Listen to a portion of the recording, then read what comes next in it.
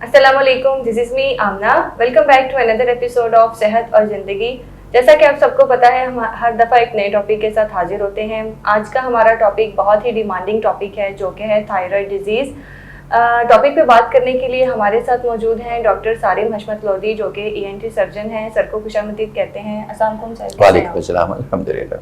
अच्छा सर, जैसा मैंने डिस्कस किया है कि थायराइड डिजीज़ पे आज हम बात करेंगे, तो सबसे पहले तो ये बताएं कि थायराइड डिजीज़ होती क्या है। दरअसल थायराइड डिजीज से पहले हमें पता होना चाहिए थायराइड क्या होता है। सही। थायराइड एक ग्लैंड होता है जो कि हमारी गर्दन में कुछ इस जगह पर होता है। सही। और एक नॉर्मल इंसान के अंदर थायराइड के बहुत सारे फंक्शंस हैं। सही। ये समझें कि एक तरीके से हमारी बॉडी के मेटाबॉलिज्म में मेन रोल प्ले करता है, और उस मेटाबॉलिज्म से ज़ाहिर है कि पूरी बॉडी की एनर्जी का लिंक है। सही। तो सर किस तरह से डिटेक्ट कर सकते हैं, सिम्टम्स क्या होते हैं इसके? देखिए, इसके सिम्टम्स स्टार्ट होते हैं, इसको दो हिस्सों में हमें बताना पड़ेगा।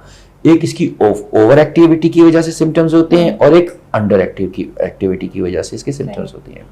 जो ओवर एक्टिविटी की वजह से सिम्टम्स होते हैं उनको कहते हैं हाइपरथायरॉयडिज्म, और जो अंडर एक्टिविटी की वजह से होते हैं उसको कहते हैं हाइपोथायरॉयडिज्म। अब हाइपोथायरॉयडिज्म में अमूमी तौर पर अननेसेसरीली थोड़ा सा खाने से भी वेट बढ़ना शुरू हो जाता है, कमजोरी होती है, लेथार्जी होती है, और काम करने का दिल नहीं चाह रहा होता है, और भला की सुस्ती हो जाती है, और उस नेचुरली फिर इंसान का वजन बढ़ रहा होता है, तो और मसाइल भी क्रिएट होते हैं।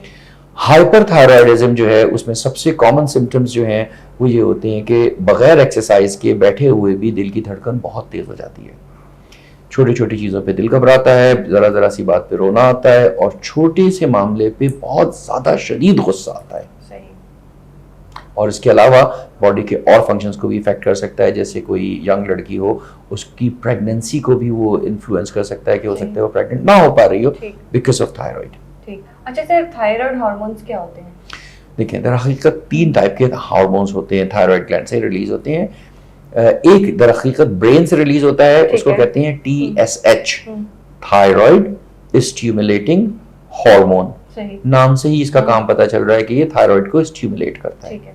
और ये ब्रेन में एक छोटा सा ग्लैंड है, पिट्यूटरी ग्लैंड, वहां से रिलीज होता है। जब ये रिलीज होकर ब्लड में मिलता है और अपने टारगेट ऑर्गन यानी कि थायराइड तक पहुंचता है, तो थायराइड को ये हुक्म देता है कि भाई आप एक्टिवेट हो जाएं और T3 और T4 प्रोड्यूस करें। ये दोनों हार्मोन एक्टिवेट होने के बाद T3 जो है ये मेटाबॉलिज्म को मेनली कंट्रोल करता है। और यूं समझें कि जैसे अगर हम किचन की मिसाल लें, तो T4 अगर LPG का सिलेंडर है, तो T3 जो है वो उसमें जलने वाली आग है।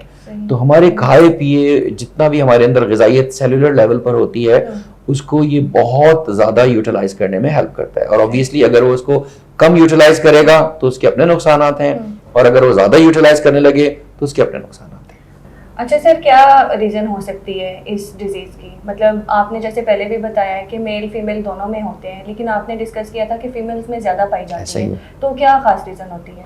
देखिए, ज़्यादातर जो किताबें हमने आज तक पढ़ी हैं, हर किताब में एक बात सबसे पहले लिखी होती है कि नोबडी एक्जैक्टली नोज कि क्या रीज़न है। कुछ फैक्टर्स हैं जो इसके साथ एसोसिएटेड होते हैं, जिसमें से एक फैक्टर सबसे अहम है जो अपने नाजरीन को बताना चाहूँगा कि आयोडीन की कमी की वजह से थायराइड हार्मोन्स और थायराइड ग्लैंड के फंक्शन पे बहुत बुरा इफेक्ट पड़ता है। इसलिए आप सब लोगों से रिक्वेस्ट है कि काइंडली जब आप नमक अपने घर में इस्तेमाल करें तो नमक आयोडीन वाला ही इस्तेमाल करना चाहिए। वो थायराइड डिजीजेस के लिए की प्रिवेंशन के लिए सबसे बड़ी अहम चीज़ है।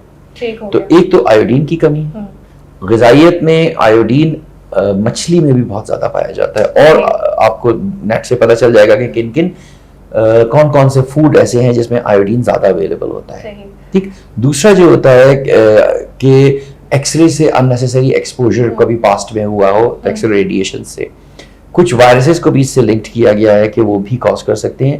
लेकिन आखिर में और सबसे अहम बात जो है वो एक तो आयोडीन, और आयोडीन के साथ ये मौरूसी भी हो सकता है। अगर किसी के वालिदैन में हो तो फिर उनकी औलाद में भी मुंतकिल हो सकता है। सही हो गया। अच्छा सर, क्या ट्रीटमेंट ऑप्शंस होते हैं इसके लिए? देखिए, ट्रीटमेंट ऑप्शंस जो हैं they should be tailored accordingly depending upon कि सिवियरिटी कितनी है डिजीज की। ये बिल्कुल starting from nothing goes up to different variety of medicines according to their problems, and goes up to even surgery. ठीक हो गया। तो ये वेरी कर जाता है कि जितनी डिजीज है उसके हिसाब से ही हमें इसके ट्रीटमेंट को टेलर करना पड़ता है। ठीक हो गया। چلیں sir, thank you so much for your time. آپ نے بہت اچھا ایلیبریٹ کیا. کوئی ہماری آڈینس کے لیے ٹیک ہوم میسج اگر آپ دینا چاہ رہے ہیں تو آپ پلیز. بس ٹیک ہوم میسج میری طرف سے یہی ہوگا کہ اپنے گھروں میں پلیز آپ آیوڈین کا سالٹ استعمال زیادہ سے زیادہ کریں, اور اس کے استعمال سے اس کے چانسز منیمم ہو جاتے ہیں. السلام علیکم. Thank you so much sir, thank you so much. آج کے ایپیسوڈ کے لیے اتنا ہی. انشاءاللہ دوبارہ ایک اور ایپیسوڈ میں کسی اور ٹاپک کے ساتھ حاضر ہوں گے. آپ کا اگر کوئی کویشچن ہے یا کوئی بھی ٹاپک ہے تو آپ ہمیں کمنٹ سیکشن میں مینشن کر سکتے ہیں. تب تک کے لیے اللہ حافظ. السلام علیکم.